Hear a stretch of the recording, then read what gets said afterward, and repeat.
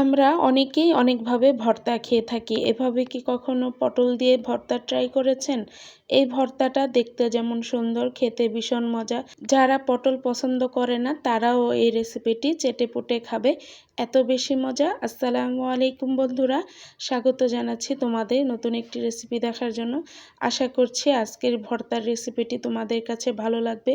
যদি ভালো লাগে আমার ভিডিওটিতে একটি লাইক দিয়ে আমার চ্যানেলটি সাবস্ক্রাইব করে আমার পাশে থেকে যাবে বন্ধুরা। আজকের রেসিপির জন্য এখানে আমি 250 গ্রাম পটল নিয়েছি। পটলগুলো আমি গোল গোল করে কেটে নিয়েছি, বেশি মোটাও না বা পাতলাও না, এরকমভাবে কেটে নিয়েছি মিডিয়াম সাইজের 2টা রসুন আমি ছিলে নিয়েছি পেঁয়াজটা আমি একটু বেশি করে দিয়েছি, তোমরা চাইলে কম বেশি করে নিতে পারো। আর শুকনো মরিচ আমার স্বাদ অনুযায়ী আমি নিয়েছি, তোমরা যেরকম ঝাল খাও সেরকমভাবে শুকনো মরিচ নিয়ে নেবে। তো আমি চুলায় একটা প্যান বসিয়ে দিয়েছি তেল। এখন কাটা পটলগুলো দিয়ে দিলাম, দিয়ে এখন অল্প লবণ, অল্প হলুদের গুঁড়ো দিয়ে নেড়েচেড়ে ভালো করে মিক্স করে নেব। নেড়েচেড়ে মিক্স করা হয়ে গেলে এখন একটা ঢাকনা দিয়ে ঢেকে কিছুক্ষণ ভেজে নেব।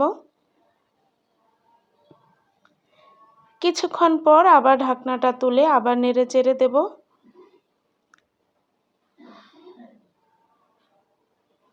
এভাবে করে অনেকক্ষণ সময় আমি নেড়েচেড়ে ভেজে নিয়েছি। দেখো বন্ধুরা, আমার পটলগুলো ভাজা হয়ে গিয়েছে। এখন আমি পটলগুলো একটা বাটিতে তুলে নেব। দেখো বন্ধুরা, পটলগুলো সিদ্ধ হয়ে গিয়েছে। এখন আমি প্যানে আবারও তেল দিয়ে দিলাম, দিয়ে দিচ্ছি শুকনো মরিচটি আমি 1 মিনিটের মতো ভেজে নিয়েছি। এখন কাটা রসুন, পেঁয়াজ সবগুলো আমি একসাথে লাল করে একটু ভেজে নেব।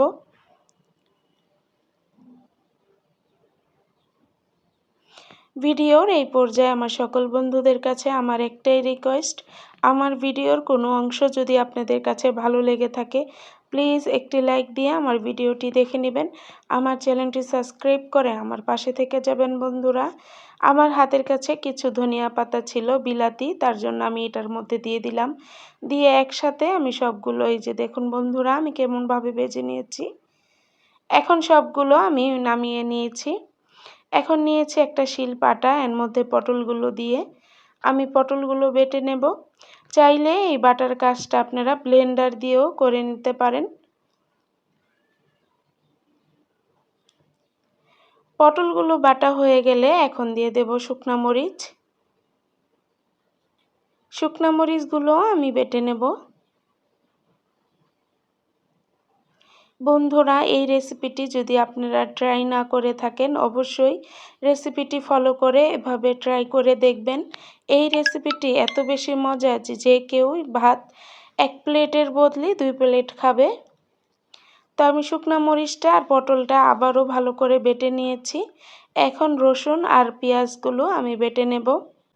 পেঁয়াজ আর রসুন আমি ভালো করে বেটে নিয়েছি, যেহেতু আমি পটলটা লবণ দিয়ে ভেজেছিলাম তার জন্য ভর্তায় আমি এখনও কোনো লবণ ব্যবহার করিনি।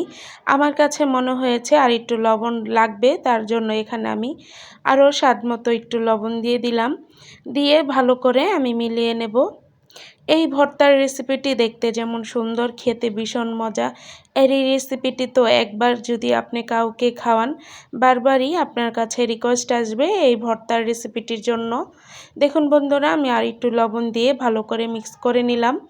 এখন আমার মিক্স করা হয়ে গিয়েছে। চাইলে আপনারা এখানে অল্প একটু সরিষার তেল দিতে পারেন, কিন্তু আমার হাতের কাছে সরিষার তেল ছিল না তাই আমি দিইনি।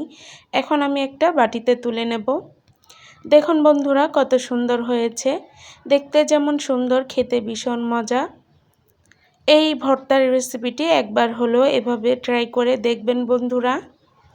আজকের এই ভর্তার রেসিপিটি আপনাদের কাছে কেমন লাগলো অবশ্যই আমাকে কমেন্টে জানাবেন বন্ধুরা। আপনাদের একটি কমেন্টে আমাকে অনেক উৎসাহিত করে নতুন একটি রেসিপি বানানোর জন্য। সবাই ভালো থাকবেন, সুস্থ থাকবেন। আল্লাহ হাফেজ। আসসালামু আলাইকুম।